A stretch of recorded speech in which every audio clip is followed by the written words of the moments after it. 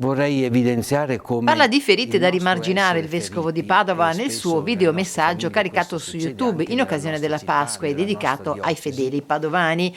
E il pensiero va alle note vicende di cronaca che hanno travolto nei mesi scorsi la curia patavina, con Don Andrea Contin protagonista di storie a sfondo sessuale che qualche rilievo penale probabilmente alla fine ce l'avranno. Ferite dunque dalle quali a fatica anche la Chiesa sta tentando di guarire.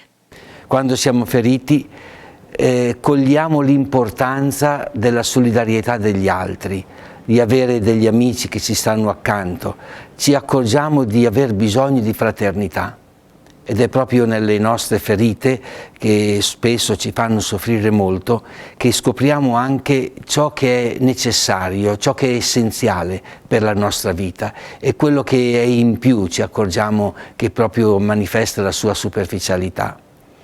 È proprio attraverso queste ferite, come quando la terra viene solcata e riceve di più l'acqua, che anche noi siamo in grado di ricevere ciò che è più importante ed è più bello per la nostra vita.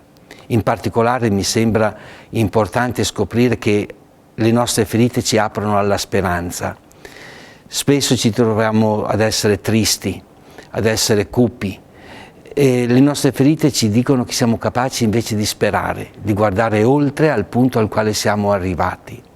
Sempre in queste condizioni noi ci riconosciamo capaci di fiducia, di cercare risorse che pensavamo di non avere dentro di noi e di non restare quindi schiacciati dalle ferite. Le ferite aprono orizzonti nuovi e in questo senso vorrei augurare a tutti buona Pasqua, cioè la capacità di guardare alle nostre ferite come condizioni dalle quali partire per riprendere speranza, passare dal Venerdì Santo alla Domenica di Risurrezione.